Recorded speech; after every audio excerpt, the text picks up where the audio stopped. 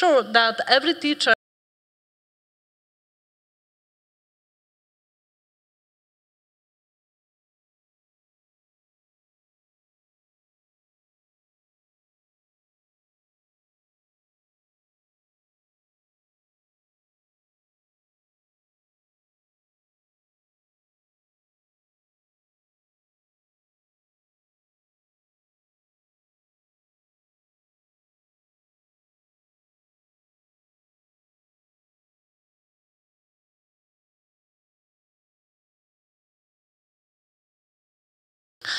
And what we noticed that it would be significant to change the situation of education through helping teachers to develop properly.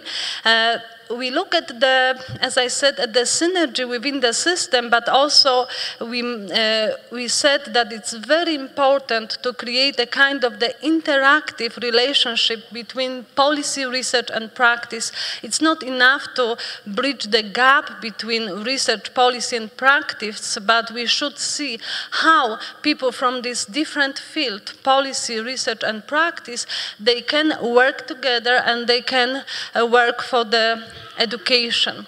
And systematic approach to teachers' development demands we put in the center of the consideration the professionalism of teachers, the situation of education teachers, and in the center of our consideration regarding properly this professionalism, we look at the issue, as I said, at the synergy within the system, but also identity. We said that it's very important. It was, let me say, the first interactive relationship between policy, our recommendations.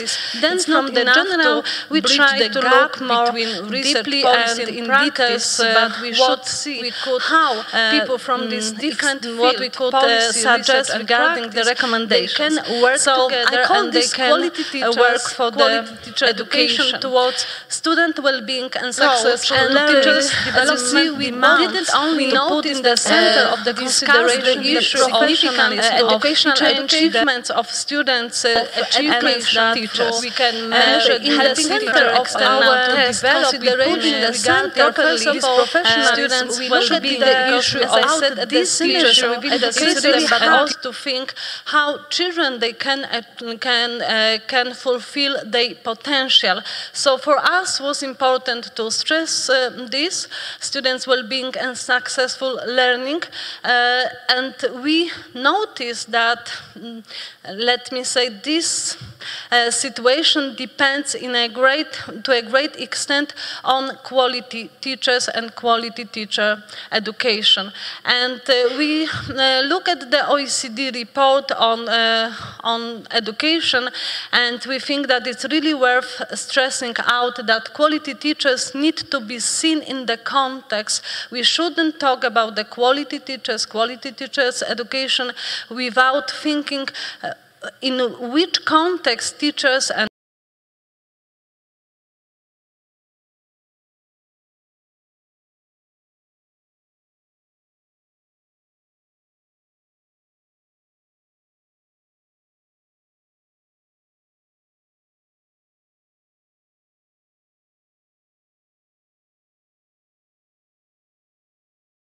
for some, for people who work for teacher education, that nowadays we perceive teacher education and teacher professional development like lifelong process, but it's not so obvious. This assumption should be critically examined, because even in Europe, which is quite a well-developed region, we can find countries where teachers, they perceive the career on, let me say, on the level of university, and then they don't see that the lifelong learning process of yes, lifelong learning is important for them.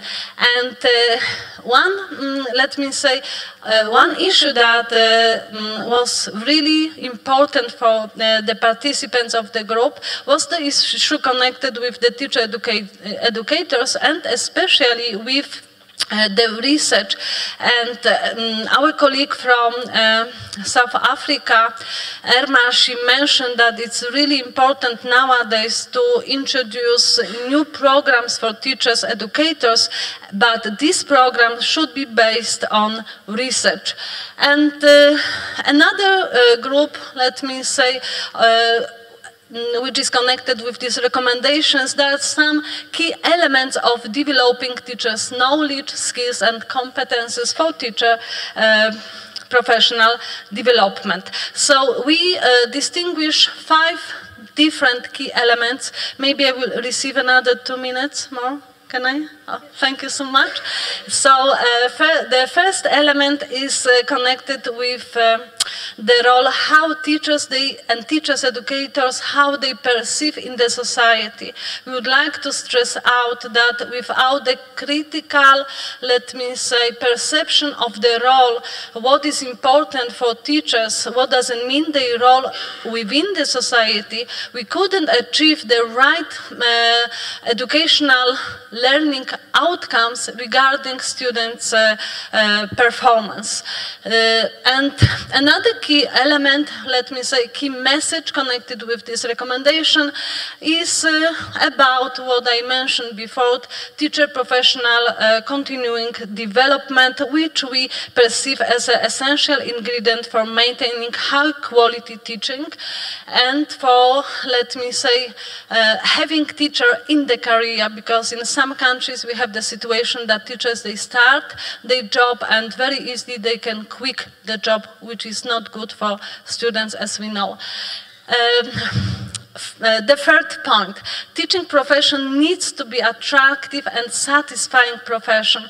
And one of my colleagues from the group, she mentioned, Joanna, please stress out that teachers, they should be optimistic. Without the positive energy regarding their job, their teaching, their everyday, let me say, their practice, it's impossible, again, to motivate students. So, as you see, we are talking about teacher knowledge, skills, and competencies, but within this group, yesterday, rather, we work on the teaching profession. How do we see teachers and teaching profession?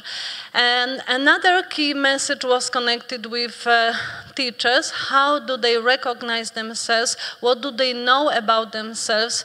And what was significant yesterday, it was the issue about the, let me say, teachers' perception of the of how much their work is, how much they know the reality of their work, because lots of young students who would like to be teachers, and they usually say that they love teaching, they don't know what are the conditions of their work, and then if they face up with the reality, sometimes very easily they can lose their satisfaction and motivation. So one of the recommendations is to work on teachers' motivation through the whole career. So the issue is not only what are the reasons for choosing teaching career, but what are the reasons that teachers, they stay in the career for a long time. And the last point is teachers as a lifelong learners from the beginning of the career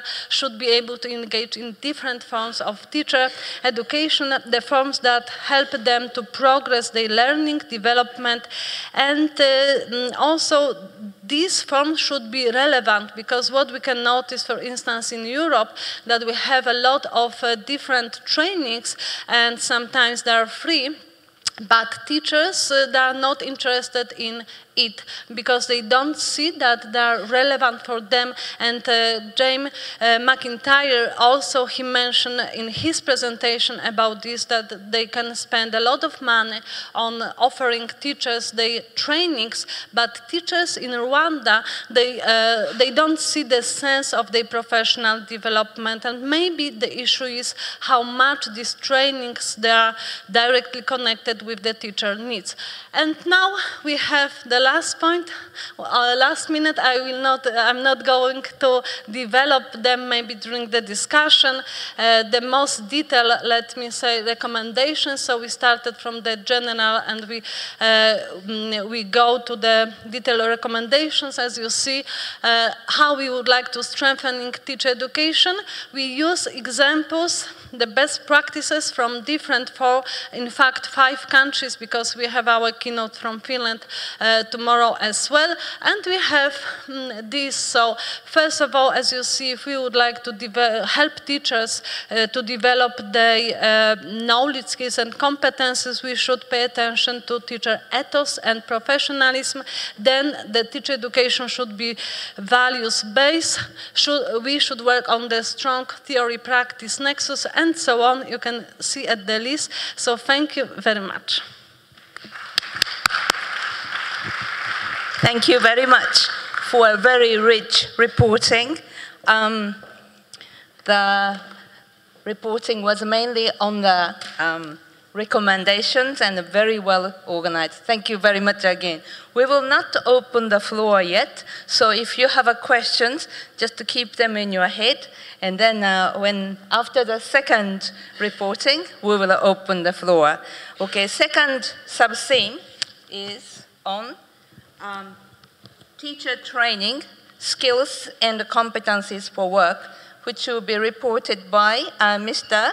Reynaldo Hernandez, Director of Formación General, DUOC, Catholic University in Chile. Actually, he was born in Cuba, just across the sea, 1 hour, but this is the first time for him to come to Jamaica, Montego Bay, and he is also loving it. So thank you very much. You have 15 minutes. Thank you very much. Okay, for me, it was really a pleasure, and it's been a great opportunity to come here and share with other colleagues and delegates from other countries. I'm settled in Chile for the last 10 years, so I'm a binational Cuban and Chilean, I have to say that. So our group, we were in charge of discussing the topic, teacher training, skills and competencies for work. We had an amazing team of professionals in the panel. I'd like to introduce them just to start. So Professor Jailani Muhammad Yunus from the University Tun Hussein on Malaysia. So let's give him a round of applause, please. Professor Dr. Charmaine Barrett, who gave the Jamaican touch, and she helped us solve every problem we came across during the breakout session. Thank you very much. She's with the University of Technology of Jamaica. Good to see you. And we have Mr. Christian Stewart, Regional Office for Philippines and Pacific. He was not able to be here today. He's got his flight in the morning. Mr. Peter Greenwood, our most distinguished moderator. He's from UNESCO Unabog, Germany. Thank you very much for your patience. And thank you also for having me here in this position today. Okay, so we had also the privilege to share with a group of resourceful delegates yesterday, about 30 to 35 delegates that contributed significantly to the discussion. So our presentation has been divided into 2 parts. In the first part, I will walk you through the main issues discussed during the breakout sessions yesterday. And in the second part of the presentation, I will share with you the recommendations that somehow respond to the issues raised. For the recommendations part, what we did was we clustered the different recommendations into 4 groups, 4 thematic groups: policy, system, school, and company, so that the understanding of our recommendation becomes easier for you. Okay. So these were the 4 presentations that we shared yesterday during the first breakout session. And the outstanding issues, before reading them aloud and sharing them with you, there are some key words that I'd like to remark before we go into details. Regional framework. These are key words and phrases that we managed to compile after the breakout discussions finished.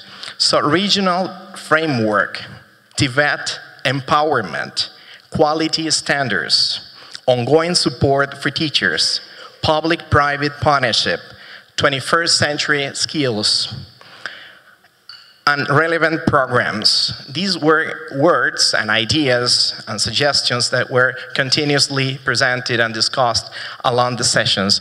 So how to seek for government policies that support training opportunities for TVET teachers that are not trained to teach? Can TVET take a leadership role as part of the government strategy when taking decisions and creating demand for TVET?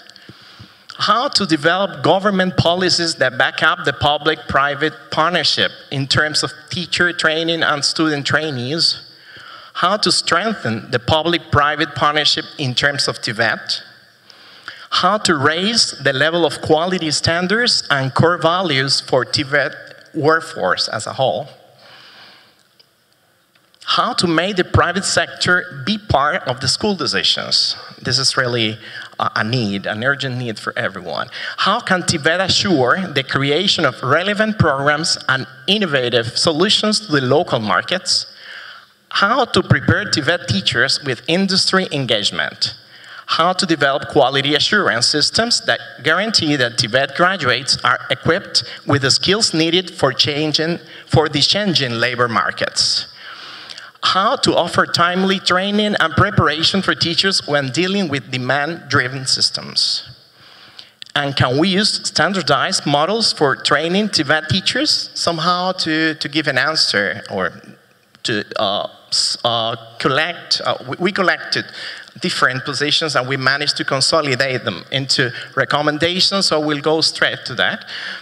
For the policy cluster, we have two recommendations. Integrate and promote the role and image of TVET education and training in sectoral policies.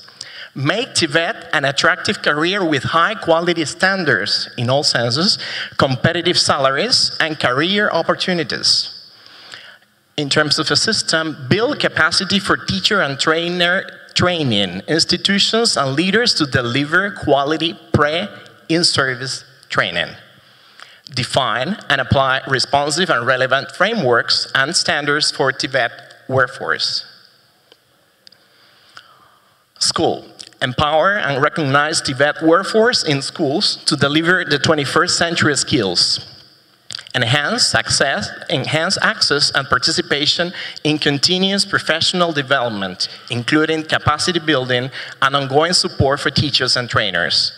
Broaden cooperation and engagement between schools, business, and territorial bodies. Company increased support for pedagogy of trainers. Increase opportunities for work-based learning in companies, that is capacity building for company mentors. And we innovated in this stand, and we have a transversal recommendation that goes across the 4 clusters. Continue to strengthen the evidence base for TVET teacher training, in particular through studies, as well as platforms for cooperation and knowledge sharing among stakeholders at all levels. So, thank you very much. This was all. If you have any questions, the panel will be willing to answer them later on. Thank you very much.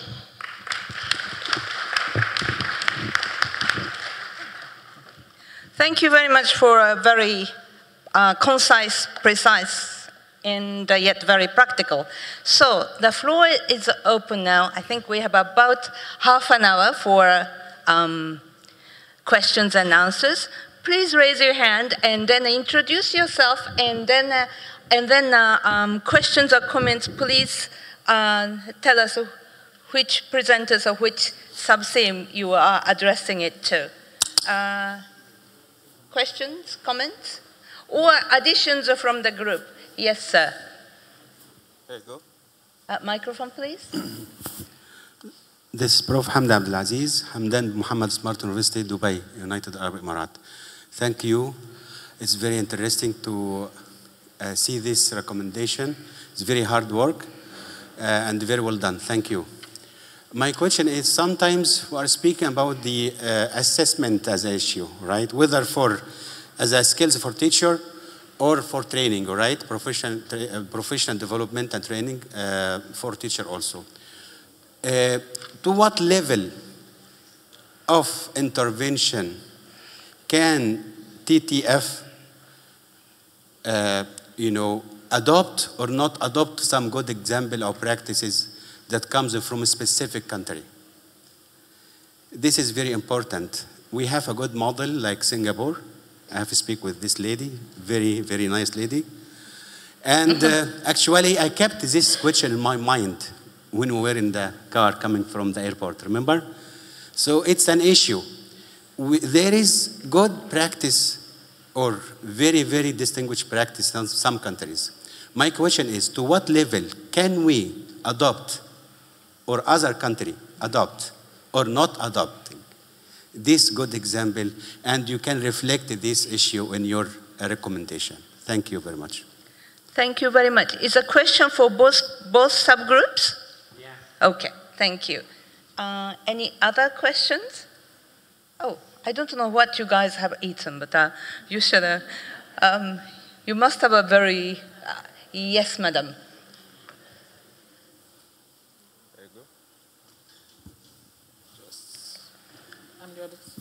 I saw something, hold on a minute. Introduce yourself, please. I'm Carol Rowe, and I'm from Jamaica.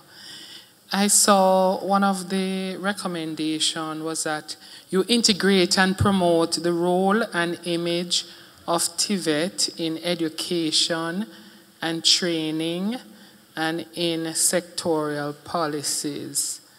Integrate and promote. Could you help me to understand how you would integrate them?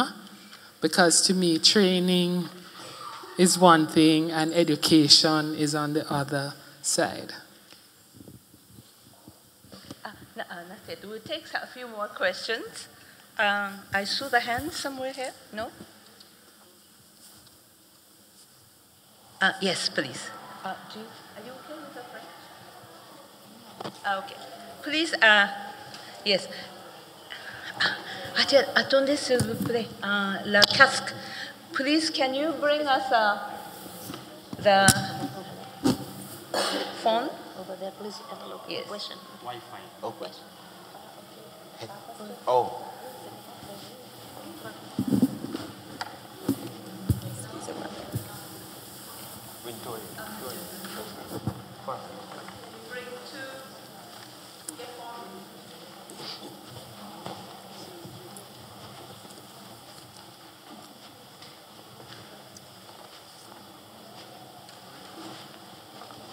Thank you very much.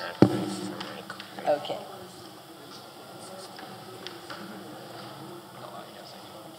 French? French. French? English, right?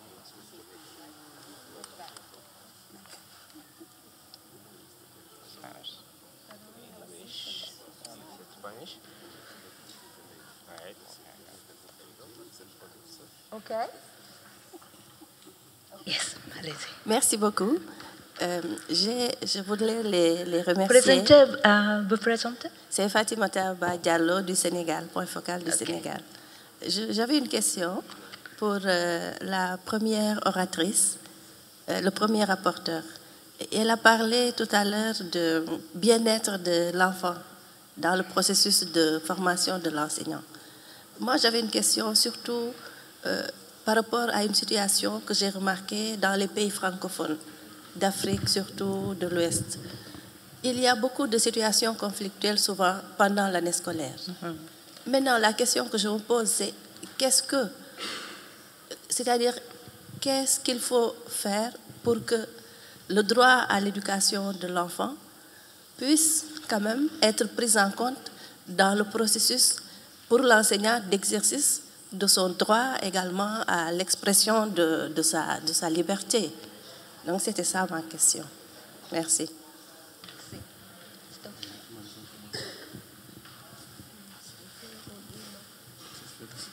So maybe, would you like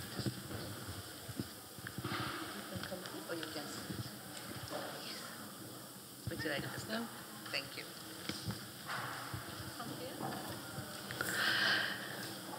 Oh, sorry. So thank you very much for the question regarding children well-being, especially in French-speaking country, West Africa. Your question was about the, let me say, not only practical solution, because you ask us as a group, not me, I hope so, what must be doing, that the children should have the right within the system of education to express their freedom. Was it the right question? Yeah. So I think it's really important to, no, it was such a, no? The file, repeat, because it was this.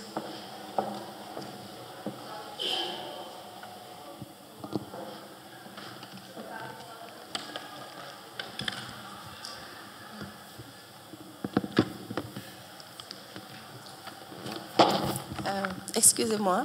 En fait, le problème, c'était plutôt par rapport au droit à l'éducation des enfants et des élèves. Parce qu'on remarque souvent qu'il arrive que l'année scolaire soit complètement perturbée et que ce bien-être de l'enfant soit remis en cause à plusieurs niveaux, à tout point de vue, pendant l'année scolaire. Parce que souvent, ce sont des élèves qui vont aller vers des examens, qui sont sous pression, sous la pression morale des examens et tout, et qui vivent des situations où, par exemple, les enseignants ne sont pas en classe, pour des raisons, par exemple, où l'enseignant aussi exerce son droit syndical, si je peux le dire comme ça. Comment maintenant trouver un moyen de faire en sorte que le droit à l'éducation de l'enfant soit respecté, tout en gardant intact le droit à la liberté de l'enseignant? Qu'est-ce qui, dans la formation de l'enseignant, doit pouvoir lui faire prendre conscience qu'à cette étape, c'est le droit de l'enfant à l'éducation qui prend le dessus sur ses propres perspectives personnelles. I fully agree with you that children should have the right to the education. However, as our group said, we should take into consideration the context within the education happens. So, you tackle very significant issues because there are different, let me say, dimensions of this issue. One of the issue, it is the global perspective, and we should look how we can work on the peace within the world, because you didn't mention directly about this, but it was about the violence, about some, let me say, crisis. So, if we would like to protect the children's right to education, first of all, we should, as a human being, to work on ourselves and to think how we can live in the world without any walls, to live in the world where we recognize diversities, and when we can create the space for everyone to live properly. So it is a huge issue, and it's not, it's not simple during such a discussion to give, especially you, because you are interested in it, to give the solutions. We have a lot of people who are really concerned about this. We have some foundations, we have voluntaries who go to Africa to help children to have the right to the education, even though within the country there is a very hard situation. So I agree that sometimes even children suffer because of, let me say, adults' problem. We should think how to help children. For instance, now I will give example of Poland because I have this opportunity. In Monday we will celebrate the 100 years of independence of our country. We lose independence for 123 years. And also we were thinking how to help children, how to help a nation to preserve the nation identity. And our teachers, they offer a lot of tuitions, and they offer, let me say, it was the private practice, and they work on the way how to preserve Polish as a language. So they, they try to help each other as much as possible, even though we lose our, let me say, independence. So I know that you probably exactly knows what we should done, but I will not dare to give any solution apart from that we should respect each other as a human being.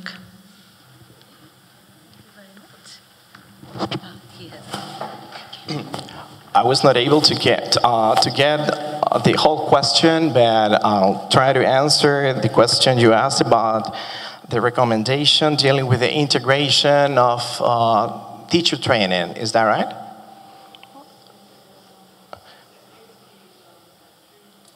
Education and training. Okay. Well, that recommendation aims at enhancing the engagement or the relationship that should exist between training teachers, not only pre-service and in-service teachers, but the relationship that should exist between preparing teachers and,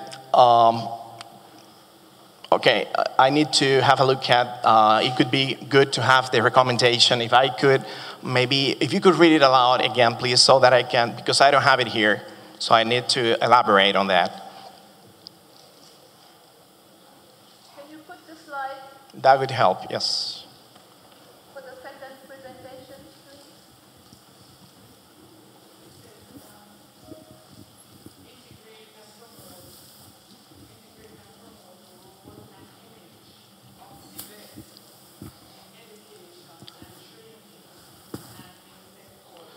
Okay, that's right. So this aims at empowering and reinforcing the image and the integration that should exist between TVET institutions and sectoral government, secondary schools, education, because for part of the discussion focused on this sense of, or this feeling of isolation that TVET institutions have. So there is a strong need of empowering TVET education, and by integrating, we believe that by integrating TVET education as part of the sectoral policies and as part of the different approaches, not only in education, but also as part of the policies that governments establish and pass, well, that might help empower and reinforce the image that TVET should have.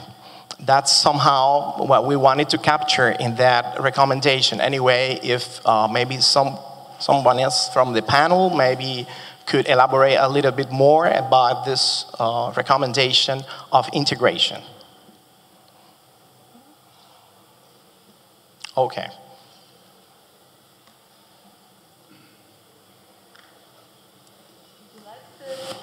Okay.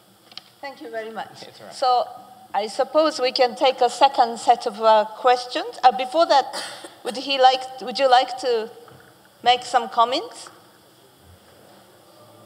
Microphone to the gentleman first, and then goes to the question. Thank you. Sorry. So just to further explanation on the integration of TVET in education and training, actually this is the main issue all over the world, that TVET is the second priority or the second choice for the students. So when, I mean, the policy should in place put it the TVET in the education as well.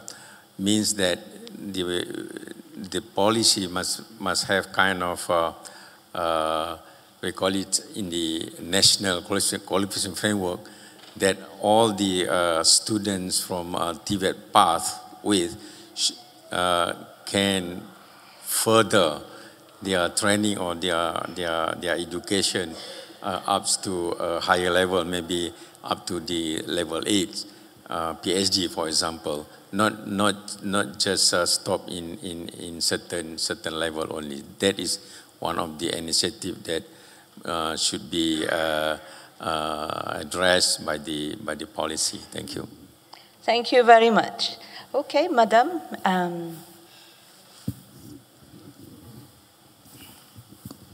Oui, merci, Madame. Je voudrais vraiment comprendre un problème. Il s'agit de la qualité de la formation des enseignants.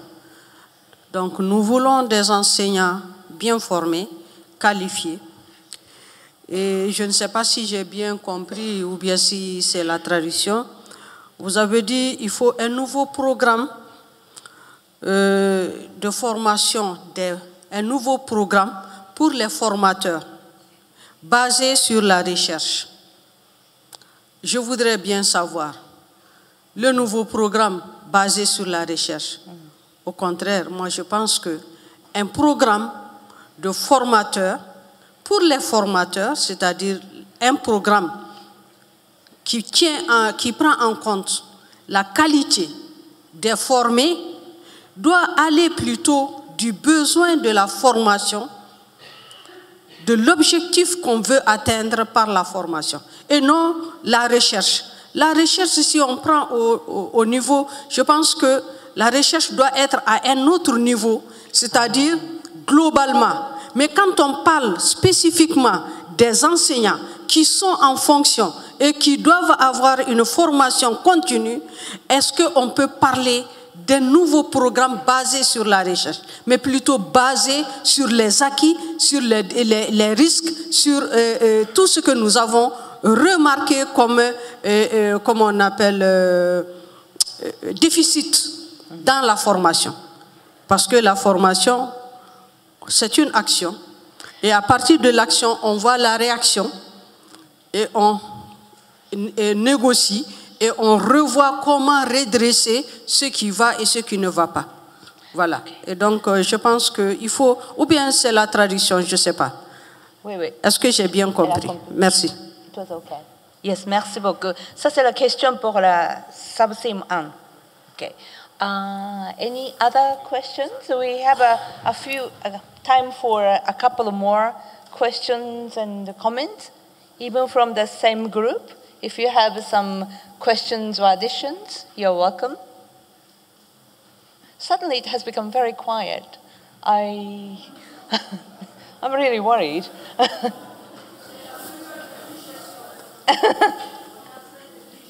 Okay, okay, d'accord.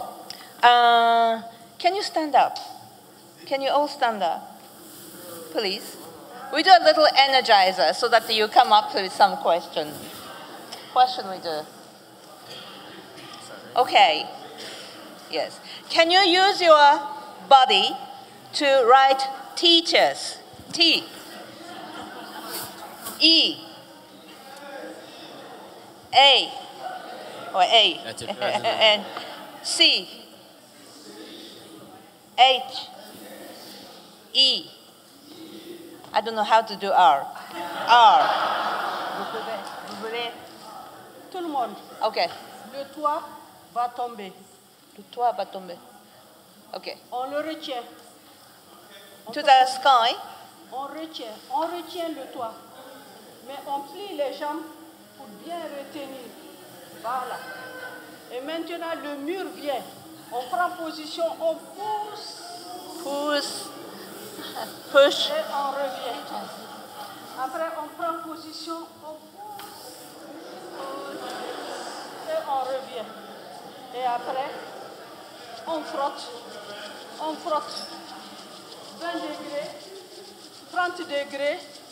Et pour les modérateurs et tout le monde, on va à 100 degrés et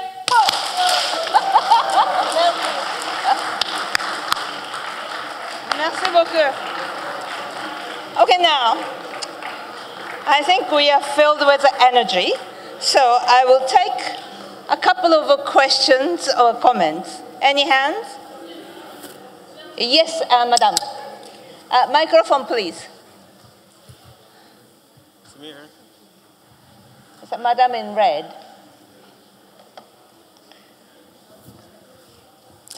Thank you very much. My name is Esther. I think in all the discussions that we've had, and including the one that has just been presented, sub-theme 1 and 2, there has been no mention of the teachers' unions. Maybe I have, it's different the way it happens in my country, but anytime you want to do anything with teachers, the unions come up opposing. So it's like they are always against the government. And because teachers are so many, and they are in every home, what teachers do, you know they are the next government, because there is a child in every house who goes to school. So in my country, when they say there is going to be a strike, it's a national strike, because every child, every home has a child who is not going to school. So in all our deliberations at this level, at a global level, where, and in these two sub-themes, where do you see the teachers' unions coming in, and what kind of recommendations can we make, not to antagonize the teachers' unions, but somehow to make it possible for us to work with the teachers? I hope I'm clear. Yes. Yeah. Thank you very much for this excellent question. Any other questions? No? Going, gone. Okay, so with these two questions, would you like to comment the response? Maybe Joanna first?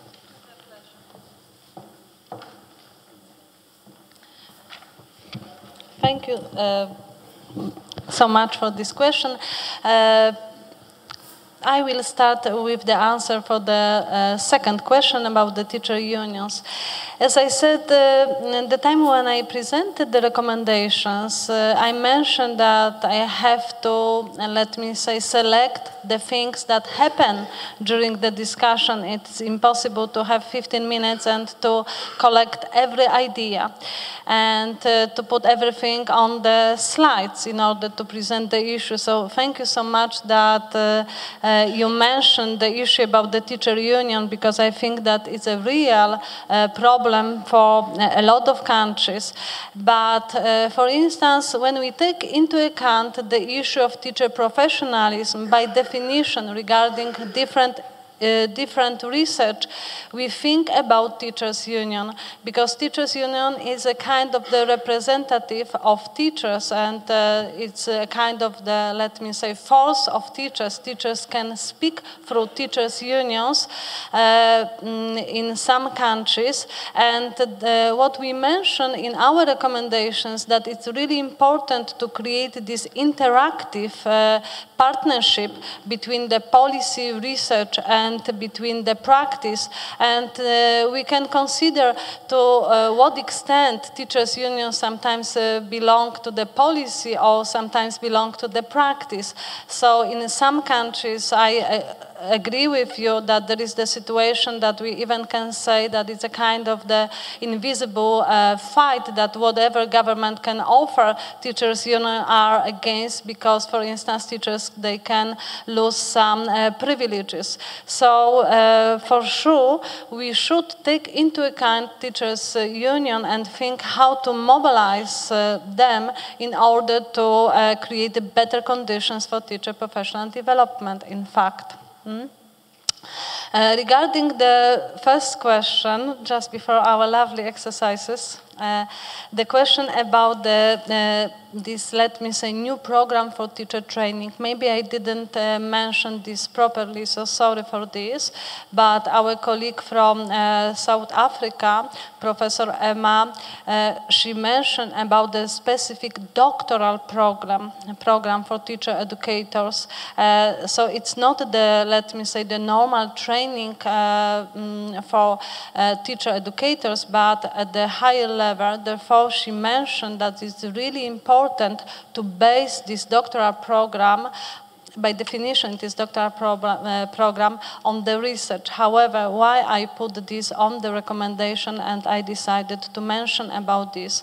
When we think about the teachers, sometimes we use the concept that teachers, their work should be research-based. They should work on the evidence, not only on their own intuitions, they, let me say, experience, expertise, but also they should use the tools that they have in order to diagnose children. And sometimes, you know, we have teachers who go through the teacher education, then there are teachers educators, and simply they can forget about this, that they have such tools and they can base their practice on research.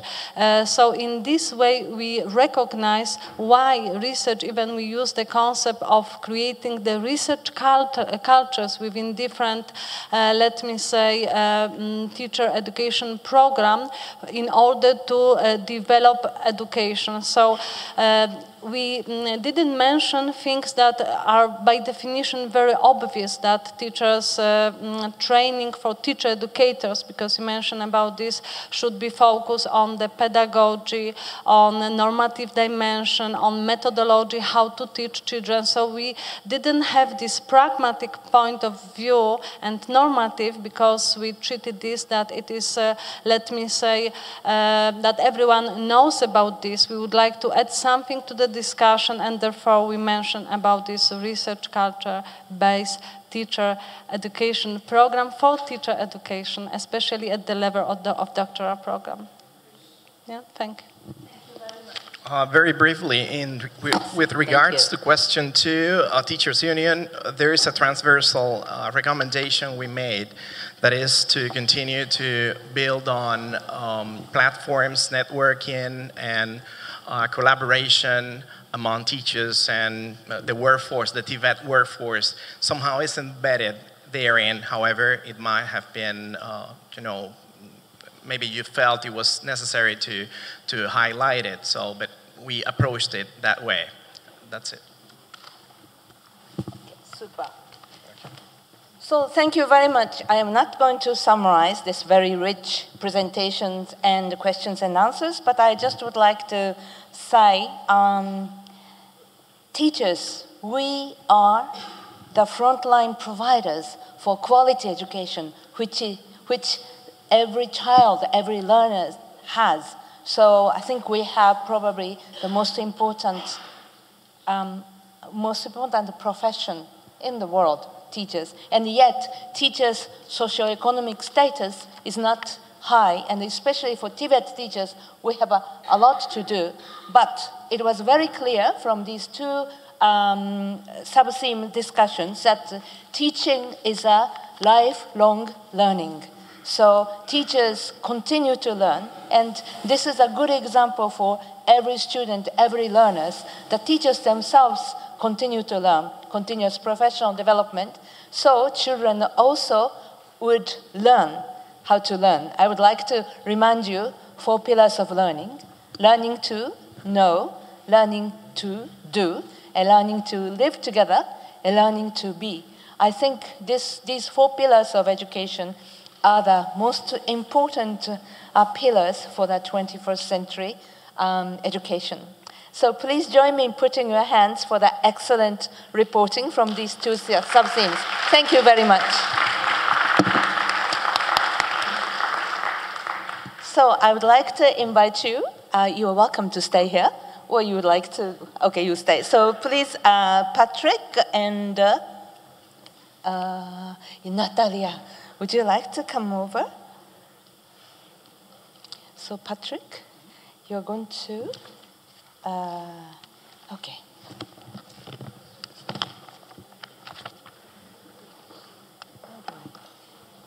Okay, so,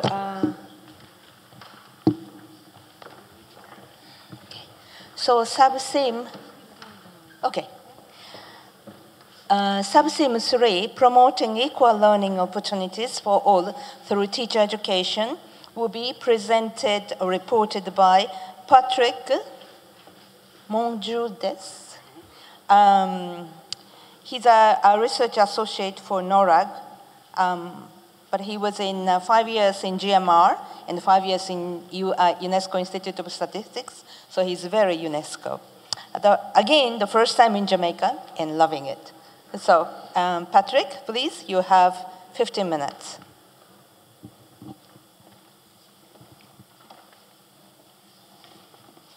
It's all right. Thank you very much. Good afternoon, everybody. So I'm the rapporteur for a collective endeavor that we had with Subteam 3. So I'm the messenger, and you know what they say, don't kill the messenger, right? So I'll do my best to provide you with a summary of the discussion and recommendations that we had. These were really rich, and really, actually, it was a nice challenge to try and summarize all of the discussions that we had. Of course, when you start to discuss about this notion of promoting equal learning opportunities for all teacher education, the first thing that starts is like you have this huge philosophical debate. Everybody wants to have a stab at what is education, what is equity, what is equal learning, and so on. So we had a little bit of that during our session. One thing that we agree on is the fact that we have to consider education as not only subject matter learning, but it's also about social-emotional skills, cultural values, and understanding of the others. And there are some actually, a lot of messages that actually resonate with the presentation in Subteam 1, sorry. There was a proposal during the discussion for shifting from the notion of learning outcomes to learning and well-being outcomes, and that's something that I saw in the Subteam 1 presentation, so that we are actually able to encompass other aspects of education, as well as the nexus between education and other dimensions of human development. The other part of this discussion is about equity. What is equity? What do we mean by equal learning opportunities? And equity in education is both a universal issue and an idiosyncratic issue. It's universal because it's about fairness in life. So it's not about creating or grouping people and doing categories and stigmatizing people, but it's about integrating all of these people into the one family of children who are being given equal life chances. And that means, in many situations, to actually have recourse to different inputs and interventions so that we can give equal chances to children with different starting points. But it is idiosyncratic because there are wide variations in situations. In some states, you have a conflict or disaster situation, and having a roof is already a luxury. But in other states, inequality relates more to deeply entrenched social, cultural issues. So eventually, we came to this agreement that inclusion and equity is about leaving no one behind, but it's a between state, between schools and within school issue. We talked a bit about the context during the different presentations that were made, the keynote and the 4 input session. I don't think I have to recall the context of the learning crisis, where even though we are thinking about education as something much broader than just learning outcomes, we know that there's this learning crisis where even the minimum basic skills to live healthy and fulfilling life are out of grasp of many children, not even mentioning social-emotional skills or 21st century skills. And at the same time of this learning crisis, we have these substantial shortages and misallocation of trained and educated teachers with critical gaps usually associated with the most vulnerable population, whether in sub-Saharan Africa, whether the poorest household in remote areas, indigenous people, children with disabilities, girls, boys in conflict-affected area, you name it. And these shortages of teachers are actually associated with limited access to professional development opportunities, and notably these professional development opportunities that would enable teachers to actually face diverse and complex settings. Usually, for instance, we have teachers, sorry, let me just go back. We have, for instance, the most experienced teacher who work with less challenging schools in terms of misallocation, for instance.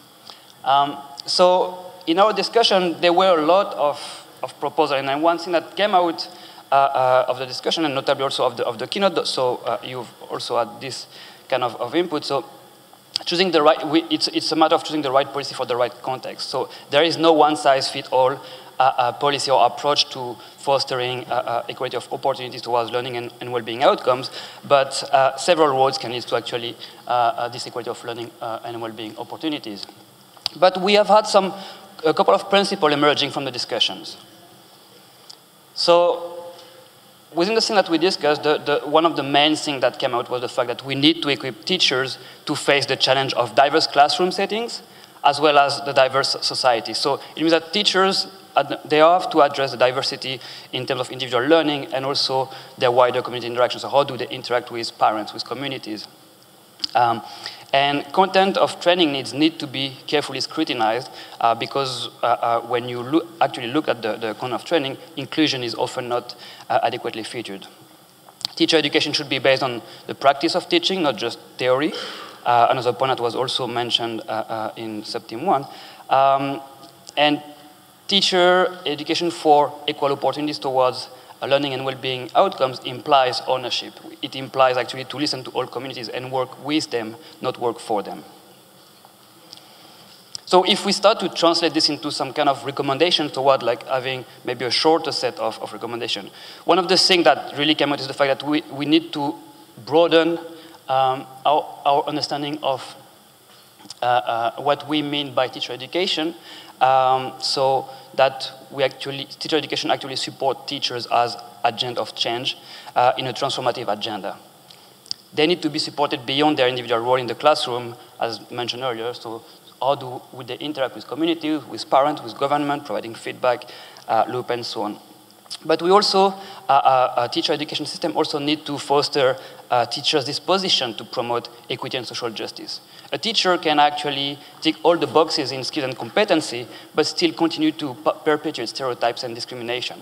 So it's important that we actually work on this disposition to promote equity and social justice so that they actually become a transformative agent. And that means, for instance, that the fact that teacher education must include teacher awareness raising and sensitivity training. The other thing is that we need to respond to their needs. We need to listen to the teacher and respond to their needs. Teaching approaches are extremely dependent on the type of vulnerability and special learning needs. One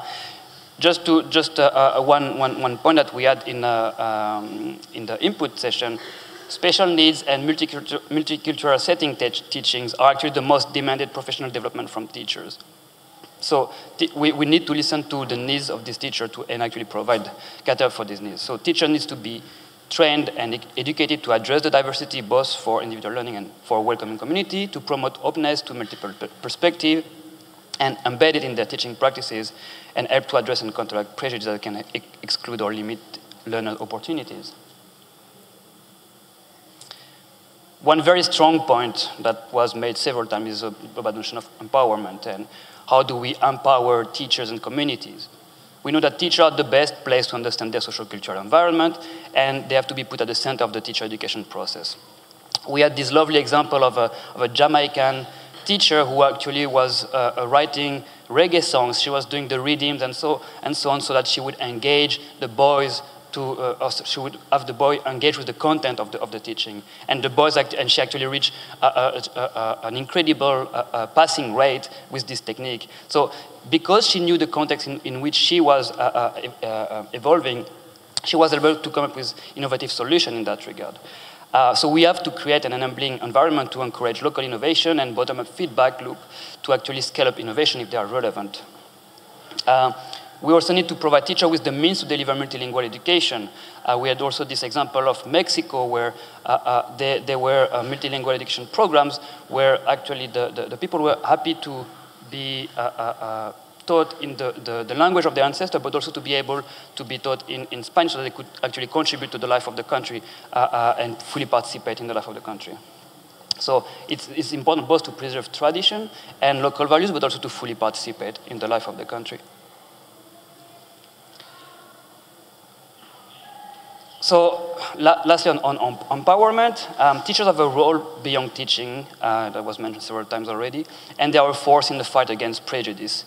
They constitute role model So we need to ensure that teachers are also recruited from the marginalized group. And beyond recruiting them, we also need to ensure that they actually are able to face the obstacle that they have at entrance, during their qualification, and whether they are in the profession, where they are in the profession, so that they can stay and progress in the profession.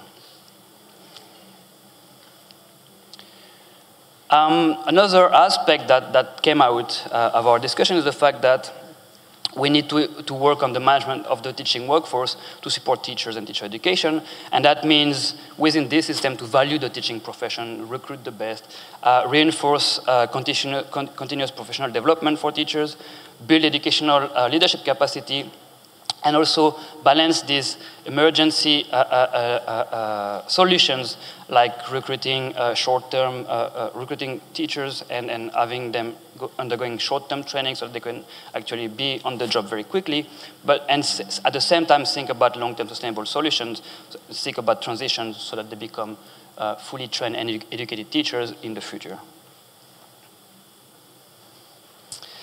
Data was mentioned as an enabler that can play an instrumental role in fostering better management of teacher deployment, as well as supporting teaching practices. So for instance, early identification of children at risk. And there was also a lot of discussion about how do we develop incentives and mechanisms to deploy educated teachers in underserved areas, including but not limited to financial incentive. So it was mentioned several times that financial incentives are not all, and you need to think more innovatively so that teachers actually go and stay in underserved areas. So there were discussions about career prospect, professional development opportunities. I also had the example of group hiring and deployment, group hiring and deployment to foster peer support so that teachers can actually talk to each other when they come back home or when they are out of the school. So think out of the box in terms of incentive to deploy educated teachers in underserved areas. So if I summarize I'm almost done actually. If I summarize our recommendation even further, we probably had like two streams. One stream was about individual empowerment, and our dear Dr. Winsome Gordon had this sentence that she wanted to see in the final declaration, the fact that teachers can do and deliver all we ask them to do if they are actually empowered to do so. This really talks to the notion that this is not only them, but we need to empower them and have them being able to move forward. And it's also a collective responsibility, so they cannot do it alone. Teachers can mitigate inequality, but they don't act in a vacuum. So systemic change are required to promote equal learning and well-being opportunities. So finally, this would be the two sentences that might or might not, and here I would invite anybody who was in the discussion to correct or amend this, but basically we have talked a lot and thought about this issue during these 3 sessions, and I've tried to summarize that in these 2 sentences. Teacher education systems can promote equal opportunity for learning and well-being outcomes when they train and educate transformative agents who have the knowledge, resources, and dispositions to contribute to social justice within a conducive environment. It implies equipping teachers to address diversity in classroom and in society, enabling them to innovate and respond to their community needs, strengthening continuous professional development, developing career prospects, and strengthening data and monitoring for learning. Thank you.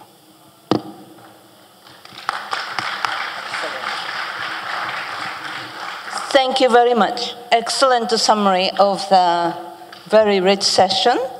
Now I'm going to invite my colleague, Dr. Natalie Amelina. She's a Senior National Project Officer in Education and the Chief of Unit of Teacher Professional Development and Networking in UNESCO IITE, Institute for Information Technology in Education, based in Moscow. And also, the first time in Montego Bay in Jamaica, and loving the sun and the warm weather. So thank you very much, Natalia. You have 15 minutes. Thank you very much, Yumika, dear moderator, dear participants, dear TTF Secretariat.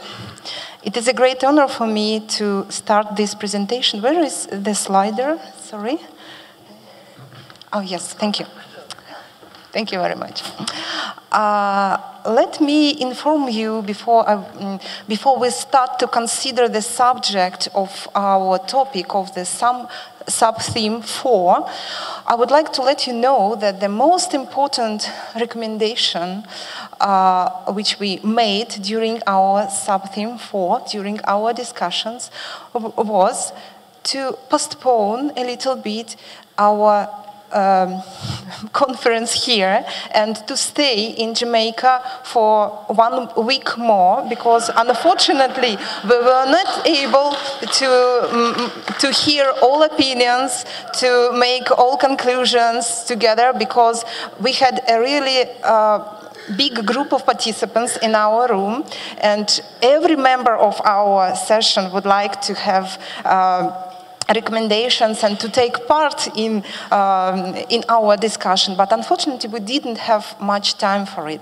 That is why I think that you will support me and we will continue this conference for 1 more week. Thank you. Okay. Oh, sorry, 1 more. Let me introduce to you our speakers, and I'm very grateful to all of our participants, but let me introduce to you our speakers which took part at our session, and you can see that we had very good gender balance, and we had representatives from different regions such as Africa, Arab states, Asia, and Latin America as well. Okay. In line with Education 2030 agenda developed by UNESCO, the session highlighted the power of ICT to reinforce teacher professional development and educational systems to advance quality and effective learning and to ensure more effective service provision. Sorry, I have forgotten. Let me thank also our facilitators who supported me during preparation and organization of this session.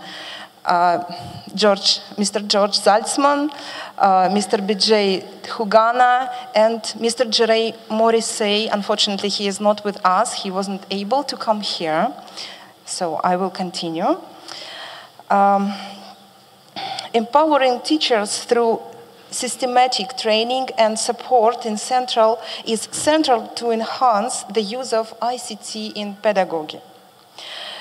The sub-theme provided the opportunity to share results achieved in effective use of ICT in pedagogy, teacher development, and reinforcing education actors networking through communities of practice. During the break session 1, the presenters shared with the participants the insights of how their country has been leveraging the power of ICT for providing quality teacher training. The following discussion session included sharing of the advanced practices and lessons exchange of digital learning and continuing professional development based on information and communication technologies. At the final breakout session, lessons learned were summarized and recommendations on implementation of such programs provided. Our keynote speaker of the sub-theme 4, Dr. Tao Zhang, who is a director of the UNESCO Institute for Information Technologies in Education, has described in his presentation the specific of the nightmare for teachers. And now we know what is nightmare for teachers. For teachers who is dealing with information and communication technologies. Based on the concept of old and modern approaches to education, Dr. Tao Zhan has emphasized the potential of information and communication technologies to improve the quality and access to teacher professional development by means of ICT, of information and communication technologies. Presentations of the first two speakers of our breakout session 1 were devoted to the case of integrating ICT in teachers' professional development programs in African and Arabian regions. Thus, Professor Bisanda highlighted the achievements of the University of Tanzania in this field, and Professor Abdelaziz has shared with the participants innovative approaches developed by Hamdan bin Mohammed Smart University from the United Arab Emirates. During our session, we had an honor to listen the laureate of the UNESCO Hamdan Prize on Teachers from Latin America, from Chile. The presentation of Professor Salome Martinez was devoted to ICT-based program for the development of mathematical knowledge and teaching. Professor Huang has shared with us Chinese approaches for bridging the digital divide between urban and rural areas, which is very important nowadays, on ICT competency development for teachers. The presentation of Ms. Esther Mviyeria from Kenya was focused on ICT implementation strategies for teacher training in schools. Let me inform you about the main topics of our discussions which were provided during the breakout session number 2 and main ideas that we discussed. First of all, we came to the conclusion that many of the countries faced the lack of the policy support and guidelines on ICT competency development of teachers. Another issue is a lack of ICT infrastructure, sometimes using old equipment in some countries and especially in the rural areas, in the remote areas, I mean, a lack of the internet and electricity in some parts of the countries. Digital and pedagogical divide in teacher professional development sometimes occupies countries in this area. Our participants also were worried about the poor content materials on ICT competency development and no information about the available trainings and programs. That is why it is very important for us to raise a visibility of those materials which are available. Another issue is a lack of professional tutors and curriculum developers on ICT competency development. Very important issue is the lack of the state programs and standards in this area. In addition to it, our participants and members of our discussion have shared with us their challenges concerning poor vision and lack of the ICT strategy in education in general, which should be elaborated by the ministries of education of each country. And what is also very important, the lack of time, resources for teachers who now are very, very busy persons, and it is very difficult for them to find appropriate time and get professional education.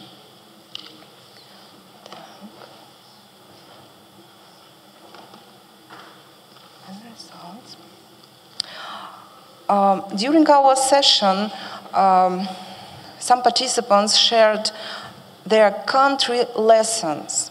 And I would like to provide an example for you from China. Our keynote speaker from China shared with us information about their approach, how to how to raise quality and access to education and provide quality ICT competency development for teachers.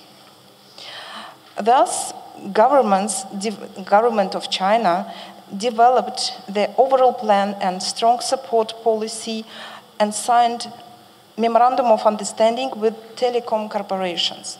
It is very important note because usually the prices for internet connection in schools in many countries are very expensive. That is why Chinese government provided assistance and asked telecommunication companies to make lower prices for internet connection and provide technical assistance for schools.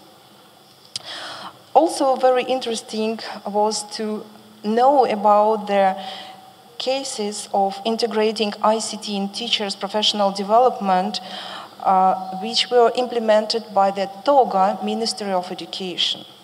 The representative of the Ministry of Education of the Republic of Togo has shared with the participants their achievements and experiments of supporting teacher professional development from the remote areas where the use of electricity and internet is limited. The main focus of their approach was based on tutoring by using smartphones and solar charging devices. The Minister of Education of Estonia, which also took part in our session, has shared with the participants experience of her country on promoting ICT for teachers' professional development. Most of the consultations, trainings, and evaluation events for teachers are organized in online mode. This encourages every teacher to improve his or her ICT skills, which is also very important. Now let me go directly to the recommendations which we have formulated during our session. First of all, our session, thanks to the Minister of Education of Estonia, who provided a great contribution to our session and to our discussions, we would like to propose and to nominate her, the Minister of Education of Estonia, as an ambassador for ICT for teachers' professional development in the framework of TTF. Our next proposal is to ask UNESCO Institute for Information Technologies and Education as a coordinator of the thematic group ICT and Education to develop, to prepare an analytical report on ICT for teacher professional development and recommendations or guidelines on digital support of teachers to be presented at the next TTF meeting.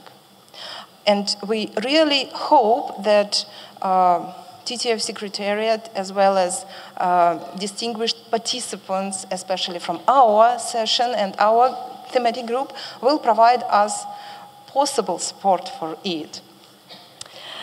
The first proposals which are mentioned by me are correlated with main lines of actions of TTF strategy, which I hope you know, MLA1 and MLA2. Our next proposal is to ask TTF Secretariat to assist and to support in the development of the Global Master Program on ICT enabling innovative pedagogy to be developed jointly by UNESCO IIT and by Hamdan bin Mohammed Smart University. The program will be delivered in 4 international languages. And our final recommendation, which consists of several parts, is to ask TTF's Secretariat to pay more attention to support of national policy and decision makers on focusing their ICT policy in education on the following issues related to ICT competency development of teachers. They are strengthening infrastructure development of pre-service and in-service training, as well as working environment of teachers, including promoting access to appropriate hard and software solutions, internet and electricity services. Special attention should be paid to the remote areas as well to the teachers who are working with vulnerable groups of students, including those who have disabilities. Next point. Establishing of the national standards of ICT competency development based on ICT safety and correlated to the 17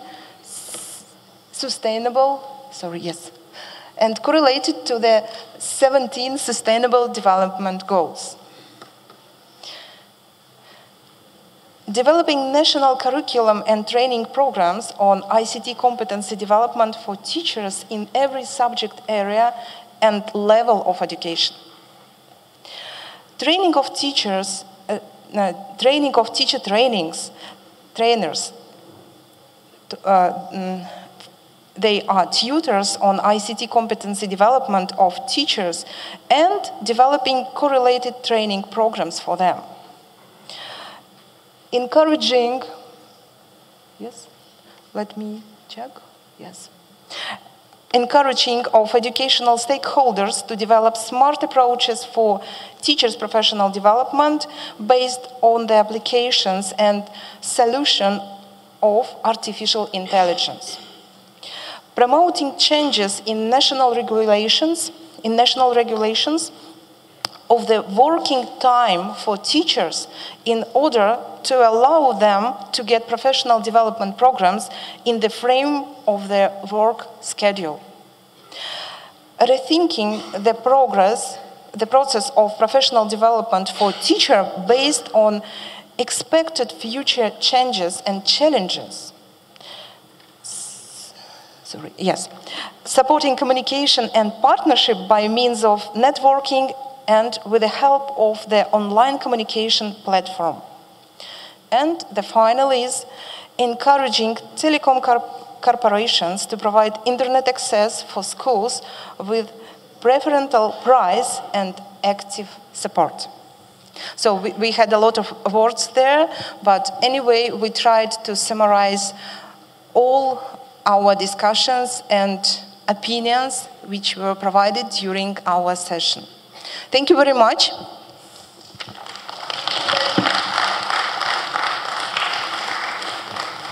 Thank you very much. From the sub-theme 4, teacher education and the digital learning and the continuing professional development.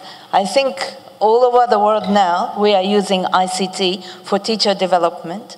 And just a small example from UNESCO ICBA, we are using now social media, WhatsApp, for follow-up of the training. And normally, we all know, after 3 months of the training, people go back to business as usual. But if you use WhatsApp, we connected 10 countries in Africa for STEM education for girls. And after 2 years, so the training was done in August 2016, and then after 2 years, teachers are still connected, sharing what they're doing in classrooms. We are providing a network, but slightly healthy competition among countries. So it works very well, because people are very happy to share good examples and successful approaches and so on. Okay, now, floor is open. You can please ask a question or comment, and introduce yourself first, and then please do tell us whom your question or comments are addressed to. Okay, Winsome? Okay. Okay, the microphone, please. Okay, since you have a microphone, please. And then Winsome, thank you, second. Good afternoon. My name is Mishek Muntali from Malawi. I just wanted to ask a general question to the team that was working on ICT for teachers. And maybe this could have also been raised in the morning, but we ran short of time. So maybe our colleagues from ICT could help there was the mentioning of using ICT for attitude manufacturing. Attitude manufacturing, in reference to ICT, what would that basically really mean in the practical world? And then also, throughout the discussion of our movement, I would say our revolution towards ICT learning, to what extent is this movement not being driven by a business philosophy? Like people in the ICT trying to, take over the education sector by creating a hype, and yet it's a business philosophy. And then finally, I am very aware that ICT changes so fast. Like in 3 years, the technology of today would be obsolete. So we are bringing a lot of machinery in schools that in 5 years' time will be a lot of junk. How do we dispose of that kind of junk? And yet a lot of money would have been invested because ICT changes so fast. I just wanted assurance from the ICT team if we're thinking ahead in terms of these kinds of challenges. Thank you. Thank you very much for that question for ICT. Dr. Gordon.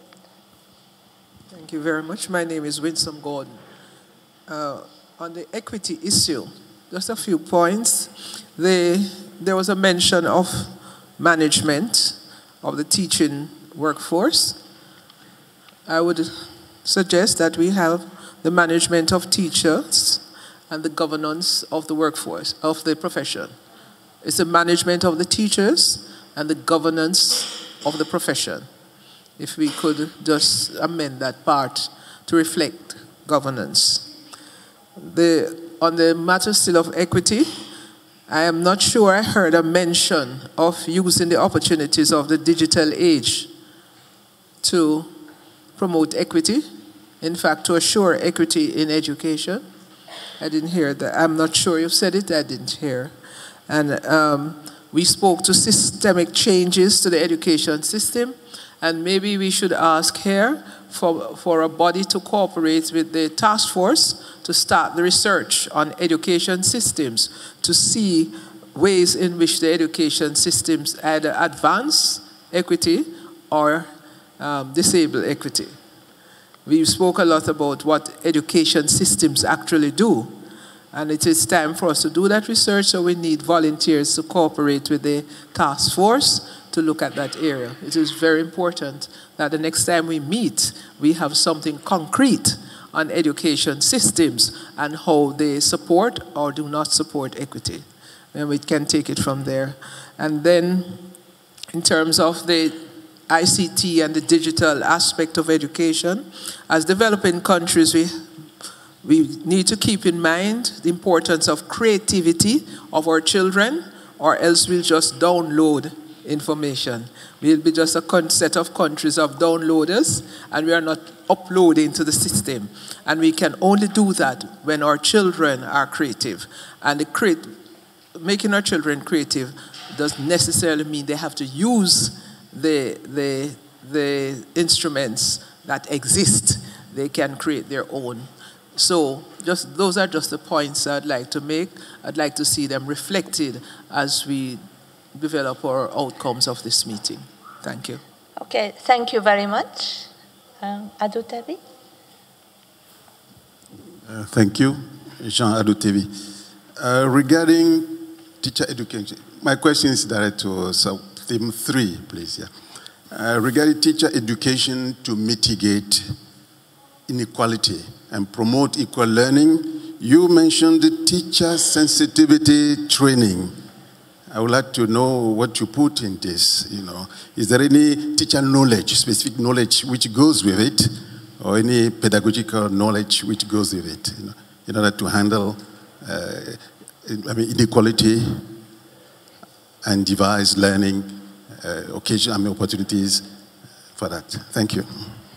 Thank you very much for these questions. I think we will ask the rapporteurs to respond.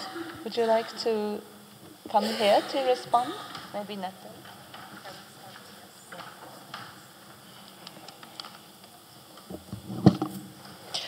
Thank you very much for very interesting questions. I will start and try to answer step by step. The first question was related to teacher professional development in the area of vocational training, as I can get your question, isn't it? You asked about manufacturing, yes, and how it is correlated, how it is reflected in our discussions and programs. For sure, it's a very important area and level of education, and in each country we have its own demands on vocational training, because you all know that the labor market is changing dramatically due to the presence and changing in information and communication technologies as well. In some countries there are a lot of vocational programs on, I don't know, in agriculture, on tourist services, on any other issues. And in other countries, there are a lot of ICT-based profiles and job characteristics. And for sure, in our discussions and in our work, we will reflect it, because we are going to develop training curriculum and curriculum programs and training materials at the level of vocational education and training as well. We are going to correlate such programs to the ICT safety, which was developed by UNESCO several years ago, and to the 17 Sustainable Development Goals as well. Speaking about the philosophy of ICT in education in general, for sure, we have several discussions on the topic of the role of the teacher in the era of digital economy. Now, all of us are using information and communication technologies daily. And it means that our students sometimes are more skilled in terms of ICT than a teacher. It can be, it may be. And even our guest, our Minister of Education from Estonia, also shared with us such worries and such cases that sometimes teachers can be afraid to use information and communication technologies in their classes, because the students may be more skilled, more trained on ICT. And it is very important to, I would say, link this question with the with the question of a lady who asked about creativity of students. And I think that the new role of teacher in the digital economy should consider all possibilities and the level of the development of our students, of modern pupils. And of course, a lot of students can provide examples of their creativity and can support in development some learning materials, and they can support in peer testing, peer assessment, for example, or any other activities related to digital learning in the class. Speaking about the equity in education and the role of information and communication technologies on it, I am sure that all of us understand the potential of and great power of information and communication technologies to provide access and quality education for all, including those who have problems with accessibility, problems in access to learning materials. For example, people with disabilities, for example, people who have visual impairments. And with the help of assistive devices such as braille displays or electronic magnifiers or any other new software solutions, we can provide those students access and they will learn and in equal class as their peers, as the students in the same class. Any more questions to me? I think Malawian colleague asked about a little provocative question. I think, is ICT not business driven? And business driven. Like your question was, yeah, Microsoft and so on. Is that their agenda? So, and then also the obsolete like laptops and so on in the schools. What is a solution for this equipment and so on? That was your question. About laptops. As I remember, you asked about the changes, about the quick changes that every 3 years, as you mentioned, we faced new technologies and how teachers and how educational system can reflect it. Is it right? Was it your question? Yeah? Okay. I tried already to cover the part of this question, speaking about the new role of teacher in the digital economy. We all need to understand that teacher should become not a provider of knowledge. New teacher should provide the understanding and feeling how to deal with information in the era of information technologies, how to find this or that information, and how a person can use this information in these or that circumstances. So that is why the role of the teacher will be great in the century of changing electronic devices.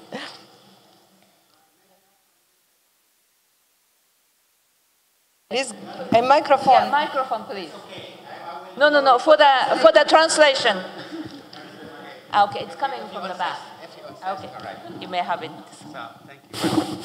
It was very nice. Yeah, there is a new advancement in technology every year, not every 3 years. We were in this committee, discussed the issue of how to establish what's called ICT enterprises to be adopted by schools, and to have the new technology updated every year. So enterprise thinking will be the new rule for teachers when they deal with any new ICT technology, and be able to adopt and change.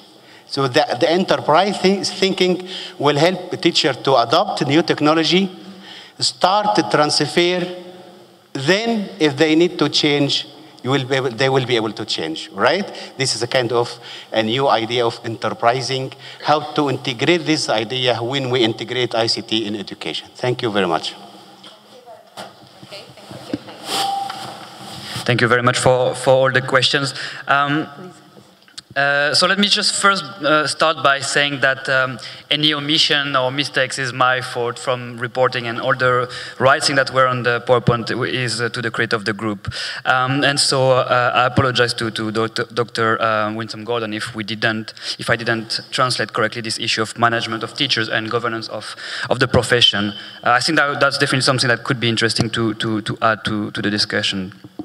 I fully agree as well with this interrogation that we ought to have around what are the opportunities associated with the digital age to actually promote equity in education, or to actually threaten equity in education. Talking to this discussion around, okay, is the digital age something that enables leapfrogging, or is it something that actually can increase advantages because we don't have like the same penetration rate in all the places, we don't have the same bandwidth, there are a lot of issues associated with ICT. And actually I think that's a very valid questioning, and that relates and resonates with what was mentioned with regard to the business of ICTs, because studies are actually showing mixed results in terms of effectiveness of ICT, and I think we have to be careful and consider that. Not discard it, but not necessarily just jump on a trend that has no direction. In terms of teacher sensitivity training, so that's something that came out of the presentation of the GMR, and the idea, and that also came out of the discussion. The idea is basically that teachers, they are individuals embedded in a society. So as such, they can also be influenced by negative environment, and they can also contribute to perpetuate discrimination. And so this idea of teacher sensitivity training talks to the ability of teacher to actually be sensitive or aware of the diversity and have them evolve within this environment.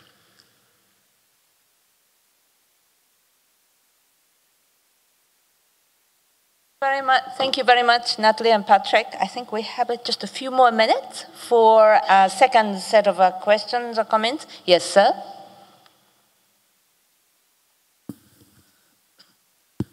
Good afternoon. My name is Dr. Mahmoud from Bangladesh. Thank you both the presenters for their nice presentation. And I have some observation for the first presenter. The topic, as we have seen here, is basically on equity. But the recommendations we have seen, they have drawn from the delivery, is basically on improving the quality of teacher, rather that can guide us to ensure equity in the among the teachers. This is general comments. And the second issue is that one of the recommendations is like the teachers will ensure equity in the institutions, something like that. But I'm really wondered how teacher can ensure equity in the institutions or among the teachers. It is the policy to intervene to ensure equity in the among the teachers. So, let me give you an example. In our country, there are less participations of female teachers in the secondary institutions. Then government has introduced a policy like that. There should be 30% female teachers in the secondary institutions at least. And that policy helps ensuring equity among the teachers. So this kind of intervention, I think, will be helpful for ensuring equity in the institutions. Thank you. Thank you very much. We can take one or two more questions. Any hands?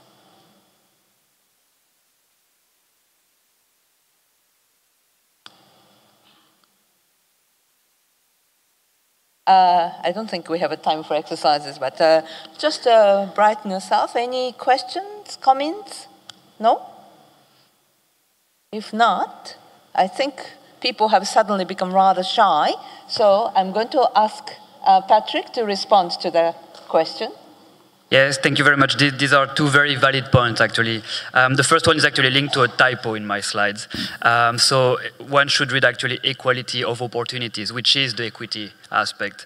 And then because we had to rush through this, that didn't come out correctly. But yes, indeed, it is about equality of opportunities, which is the equity concept here that we're talking about, not equality per se. The fact that teacher can't ensure equity alone, that's also something that we were very much aware of, and that is why we discussed this idea that teachers, they don't act in a vacuum, they're not alone, and this is about systemic change, and there's a collective responsibility in enabling teachers, empowering them to actually act within a system that fosters equity and equality of learning opportunities. So fully agree with the fact that this is not just about a teacher, but also about the overarching policies, over the overarching mindset of government to actually strive towards equality of opportunities in general.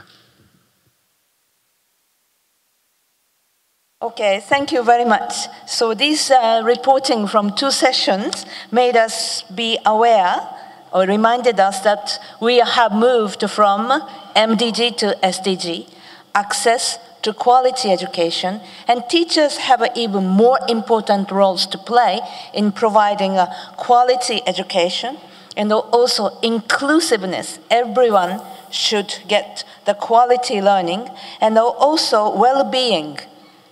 Every child should be nourished physically and also mentally, emotionally.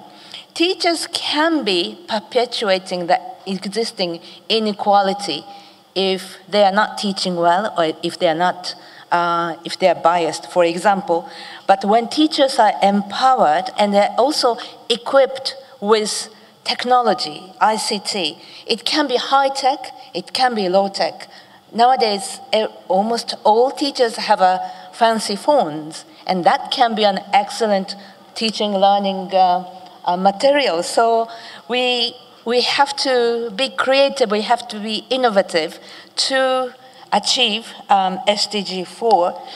And teachers as a transformative agent, that is very, very important, that teachers can transform the children, classroom, society, and then indeed themselves. I think teachers' socio-economic status has eroded in many parts of the world, and yet teachers have roles too important to be in a low socioeconomic status.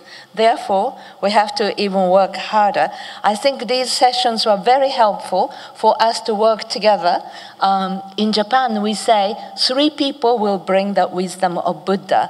I think we have 150 people, so we have brought a lot of wisdom, a lot of thinking together. So please put your hands together for the 2 presenters.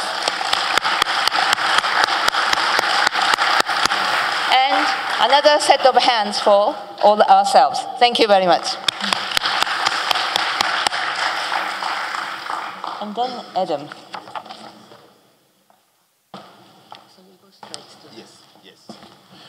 Well, once again, I would like to thank my colleague from the International Institute for Capacity Building in Africa, Dr. Yumiko Yokozeki, who has chaired this important session for us. The Institute has the name of Africa in it, but it's a Category 1 institute of UNESCO in charge of capacity building, but mainly working on teacher development, and it has a global mandate. I think that I wish to also acknowledge in the room the director of the Kingston office, I didn't see, UNESCO office for the Caribbean region, Catherine Grigsby. At this point, we go straight, unlike what is in the program, to the adoption of the outcome statement of this meeting. Before that, for the forum, before that, I think you look very, after last night dinner, and the long days, so I would like to invite you to stand up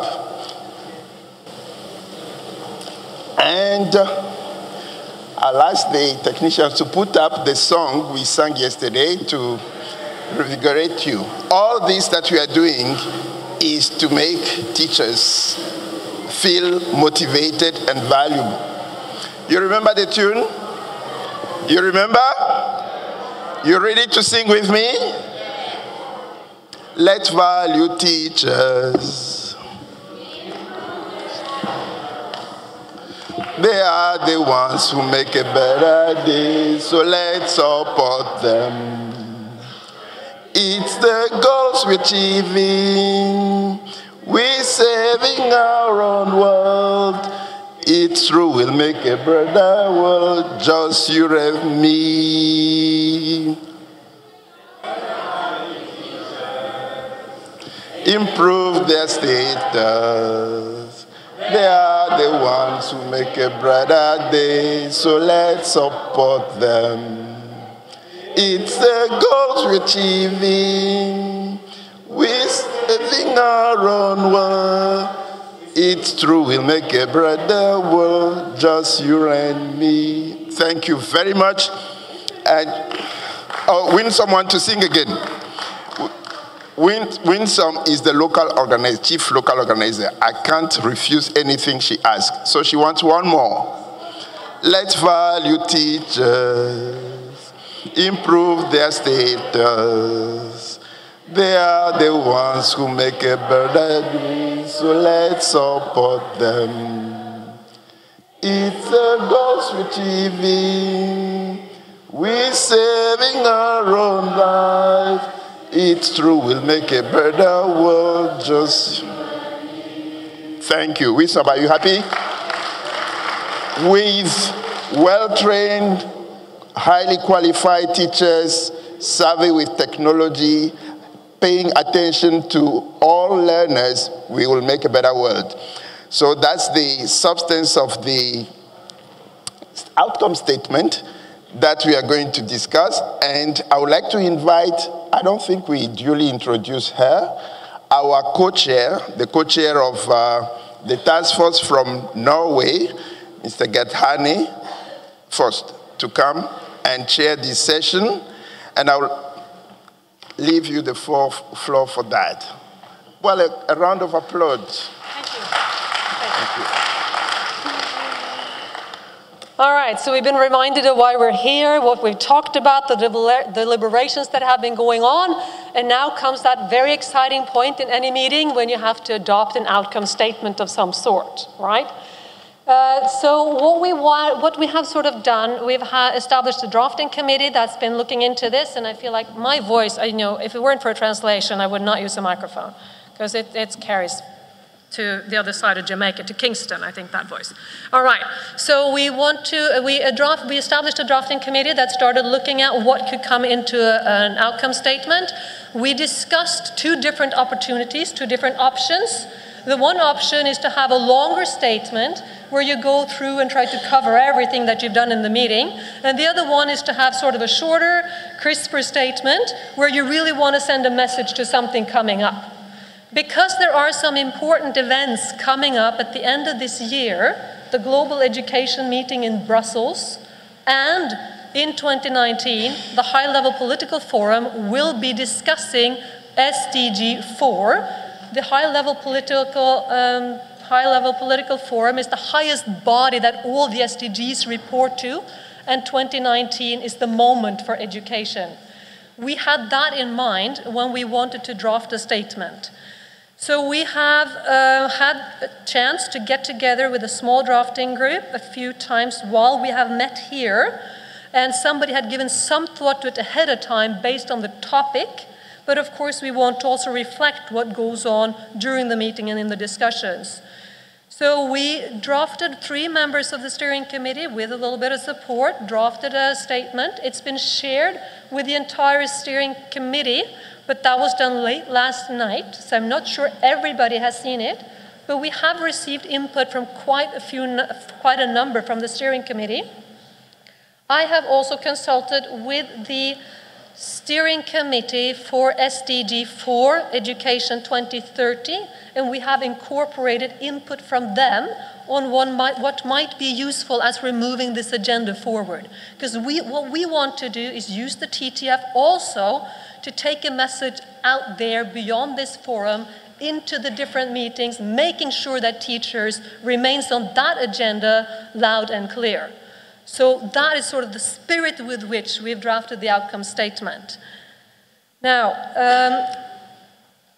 we will read the suggested document slowly in English, and the translators will translate into Spanish and French.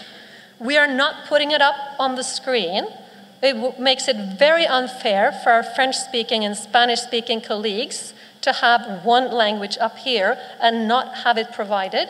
We have not had time to translate it into all the languages, the other 2 languages, because we have been working on amendments up until 5-10 minutes ago, because we want to try to capture everything that has been coming in.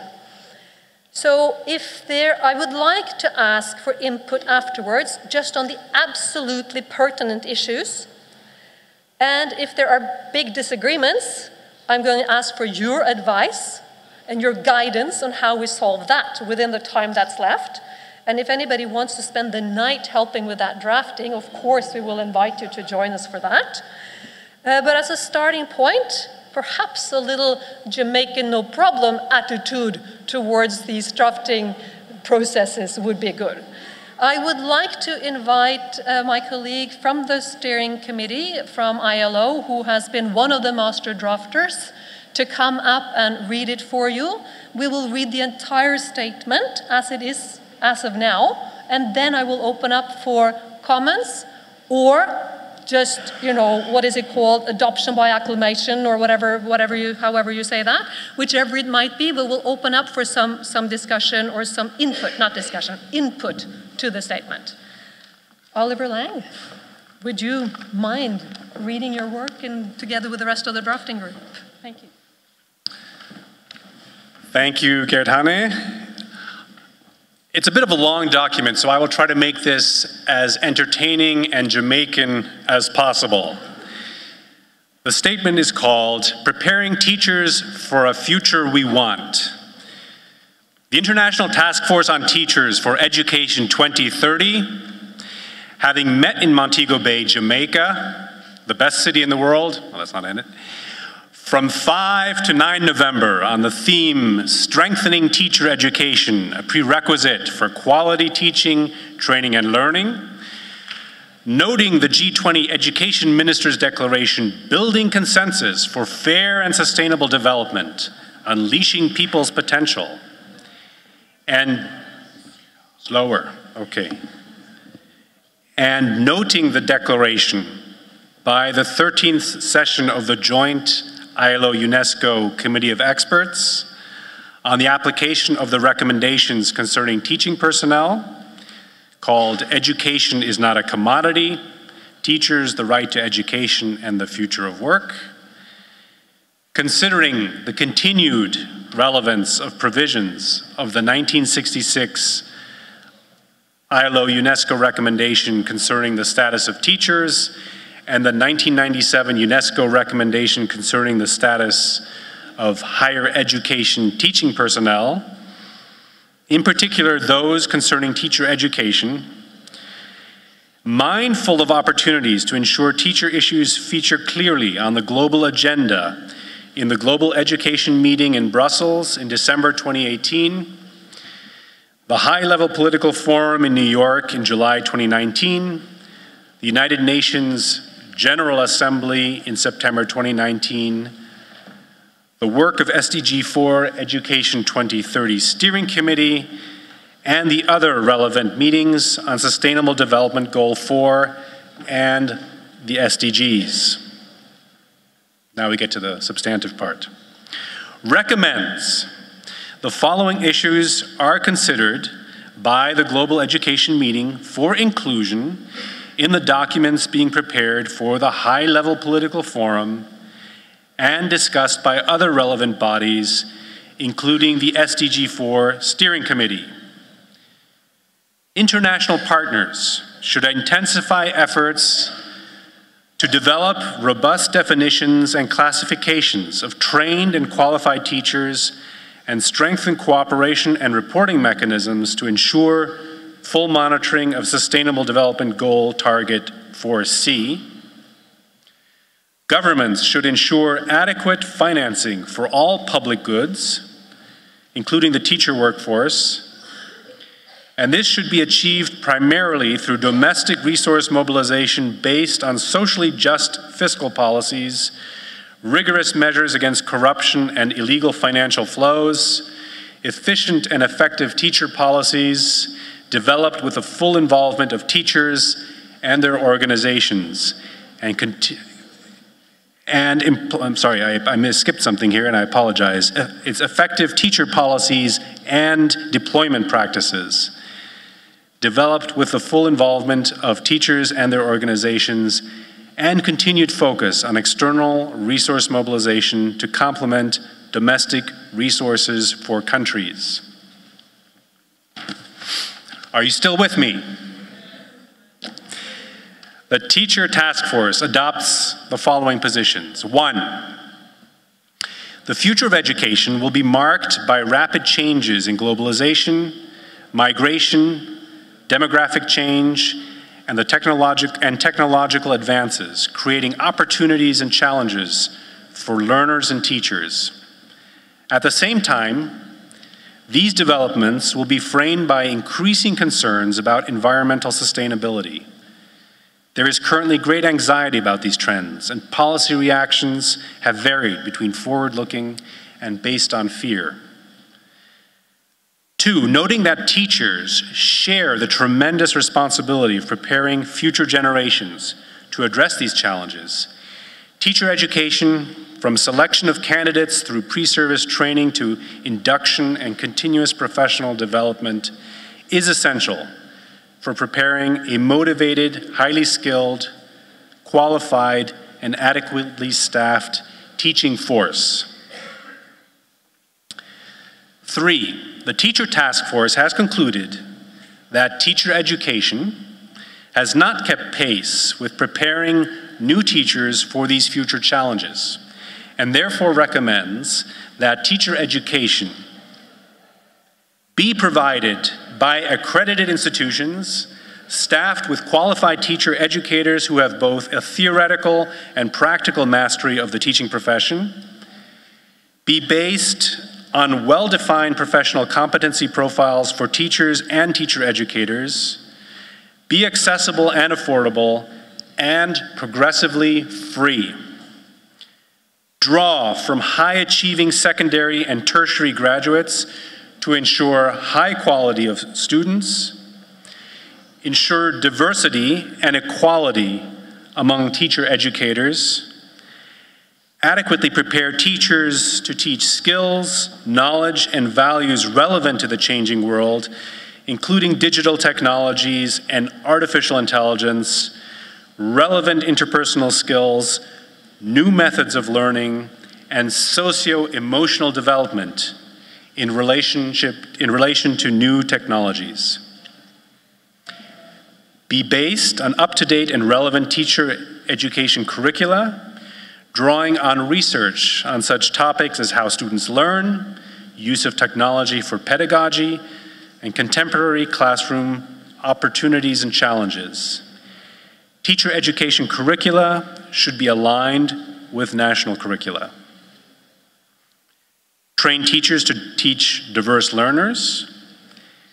Equip teachers to teach skills for the future labor market and to teach values and skills that allow for the physical, spiritual, moral, and intellectual development of persons for the progress of society, the economy, and the environment. Allow for continuous professional development within the context of paid educational leave, and to allow for appropriate foreign exchanges and partnerships with businesses to develop further skills. And finally, include mentoring, coaching, reflective practice, communities of practice, participation in research and partnership with institutions of higher education as means of developing teachers. Are you still with me? Good.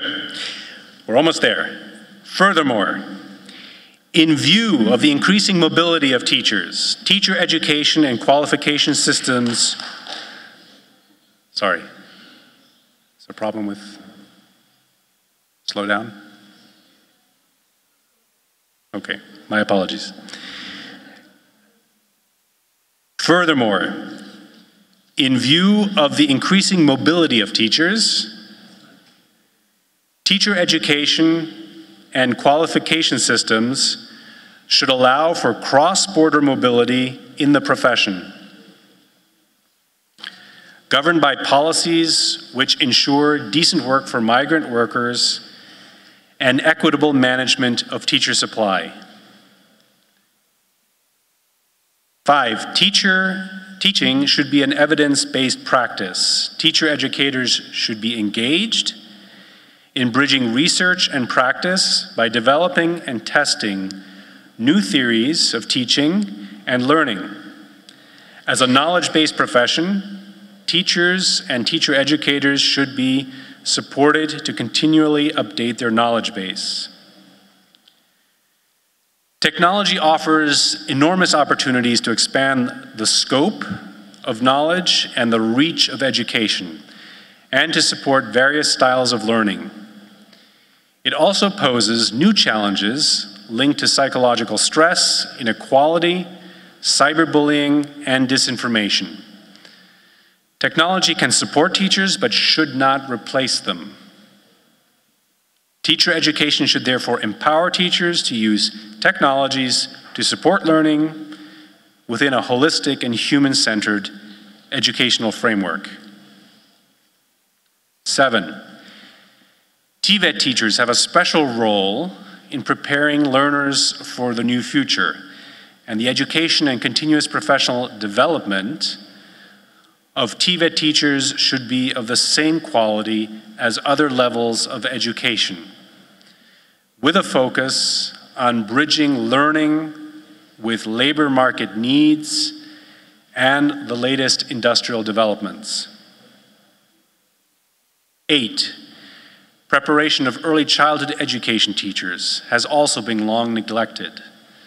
Such teachers should be trained to the same equivalent standards as other teachers, and viable pathways for untrained personnel towards training should be made available. 9, assessment of teachers plays an important accountability role in teacher education and should therefore be formative, not summative. Teachers are accountable to learners' achievement. 10, learning assessment can also play a role in monitoring education quality.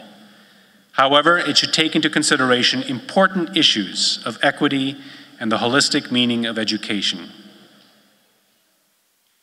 11, international cooperation on teacher education needs to be strengthened, as set out by SDG Target 4C on teachers, and above all, teacher education should allow teachers to prepare learners to critically and actively engage in the future so they can shape a just and equitable future they want. Thank you.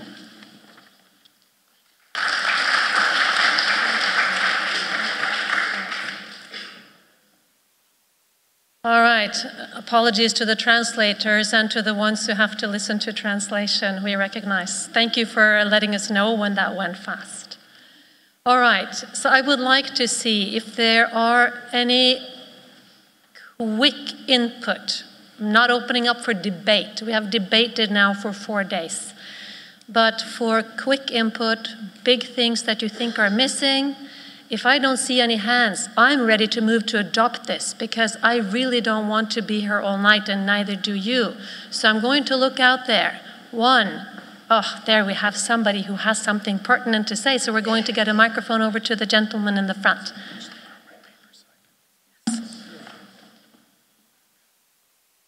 The lady or the gentleman, you know, ladies first. Maybe we should reverse it because we want gender equality. Okay, ladies first. I will be very brief.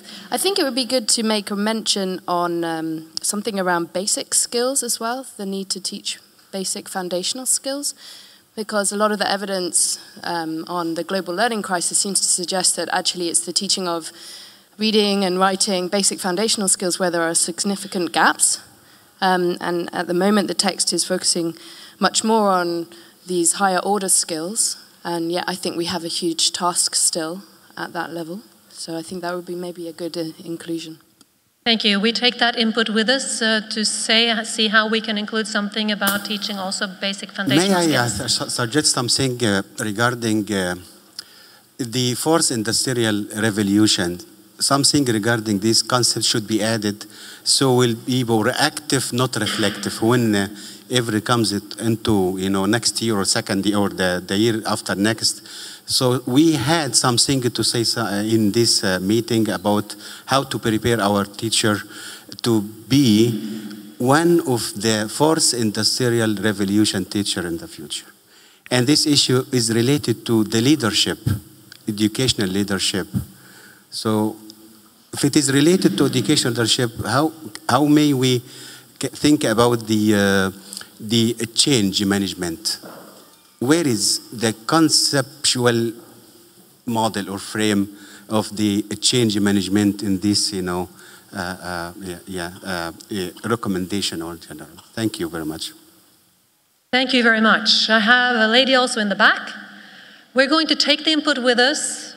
I am going to trust the master drafters that they're going to be able to capture it in a satisfactory manner. I'm not even going to look at them to see if they agree that they will be able to do that. I'm going to trust that they will do that, and you will trust also that they will do that. So thank you for the input. We will take it with us. Yes, please. This is just a brief technical point on formative appraisal or assessment of teachers. I think you'd want to put the emphasis on improvement rather than on accountability, which is more of a summative. So it could be something like assessment of teachers should be for improvement and therefore formative. Yeah, I was going to ask, now I had to look at you anyways because I wanted to know if you got it. Could you say that one more time to make sure we get it, or should we have you discuss with us afterwards? If it's a small change and it's not going to change the major, so then we can have a discussion about it and see what we end up with. Thank you very much. We're going to do that. Anybody else? Yes, in the front from... Do we have a mic? Oh, yeah, let's start right there where the microphone is. The lady in the back first, thank you. And then we're going to move up front to the gentleman in the front. Okay, yesterday we had some discussions on diversity in the classroom and regarding the children. And there was something that came up about Mexico and indigenous languages. I haven't heard anything about that in it at all. So something more about diversity. So we include diversity better. I think we can do that. Yes? I'm sure we can do that. I think we all agree. Equality, not just that diversity and equality and all of those things, and inclusiveness. The bigger picture, the bigger question of inequality, inclusiveness, and diversity. Diversity, yes. Can we do that? We can do that. We can definitely do that. We're going to do that. Okay. Yes, we have a gentleman in the front, unless there's somebody in between there, so the microphone doesn't have to walk so far. Thank you. Okay, thank you very much. So, Peter Greenwood from the group on TVET, and I'd really welcome the recommendation or the section that you have in the outcome statement on TVET.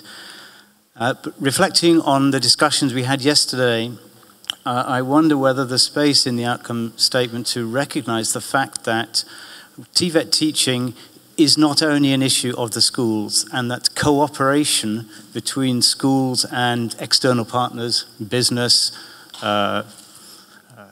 territorial bodies, is fundamental for the quality of TVET. So I wonder whether a nuance in that area would be possible. And the second point is on the fact that TVET teaching does not happen only in schools, and a lot of TVET teaching and training and instruction happens within companies. And this was a very fundamental part of our discussion yesterday. And I wonder whether making more reference to trainers and instructors, or perhaps an in-company training could find its way into your outcome statement. Thank you. Your point is very well taken.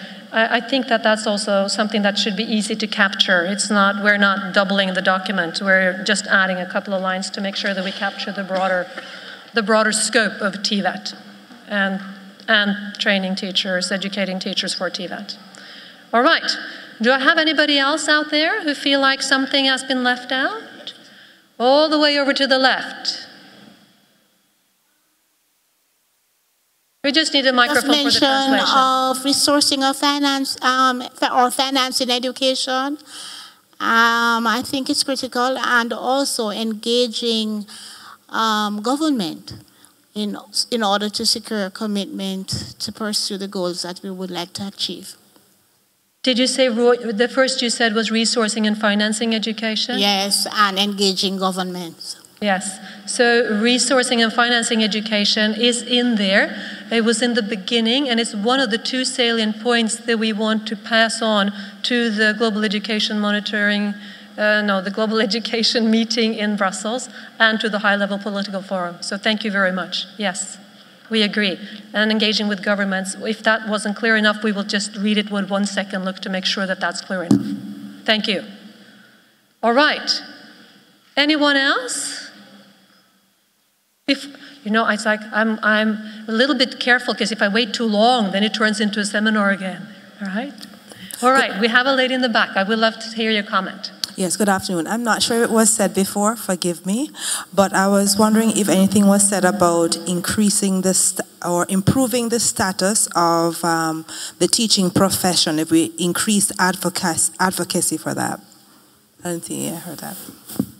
I'm going to look to my colleague from ILO. This sounds like an ILO kind of, easy to include issue. He's got it already. ILO is taking care of that issue, definitely. Yes, we got that covered. Anybody else? I mean, it's so easy to cover all these things. We just, we put it in there. No. But we will try to take care of the comments that are coming, because I think there are important nuances and additions that are coming from this meeting. That's why we want to get the input. There is a lady over here as well. Can we have a microphone over here? Thank you. Thank you very much. I just wanted to find out whether you did include any article on research. Could you repeat the question? I didn't hear it properly. I said I just want to find out whether...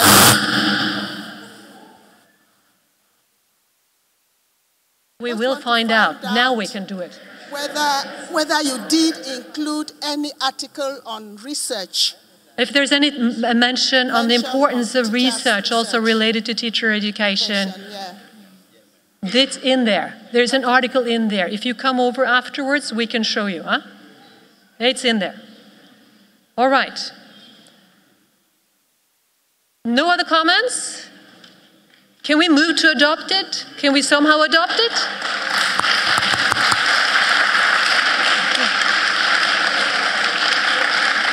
I would like to give a big hand to the drafting committee, being led, among others, by Oliver, by Sonia. Where is Jean?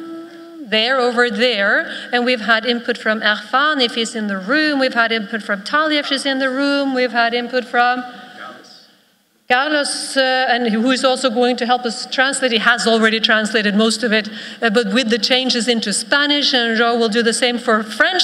So tomorrow at the closing, you will get it in writing, adopted in English, French, and Spanish, translated.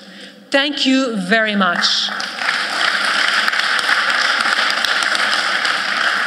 And I don't know, I mean, somebody's paying me for doing a good job, or what is this? Is somebody missing this? Is that why it's here? Or is somebody telling me I should have some more cash? I mean, I do need some more cash, but I think it's because somebody might be missing it. A name in there. There's a, should I read the name? There's so many smart people out here. American Express, that the kind of name you want? Dr. Lo E Ling? Dr. Lo E Ling?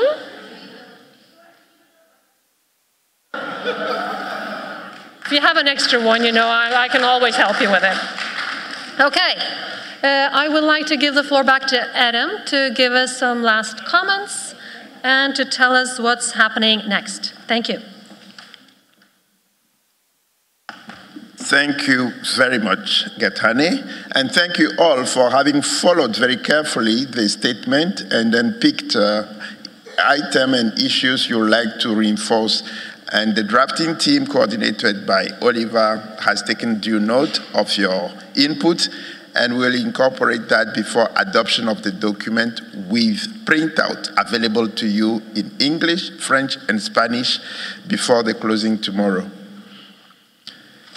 At this point, I will invite my colleague Fatou for some housekeeping announcement, and before that, invite all steering committee members after the break to be ready in Block C, room 6, for our debriefing meeting. Okay, thank you very much. I just wanted to say to everybody that is leaving today, tomorrow,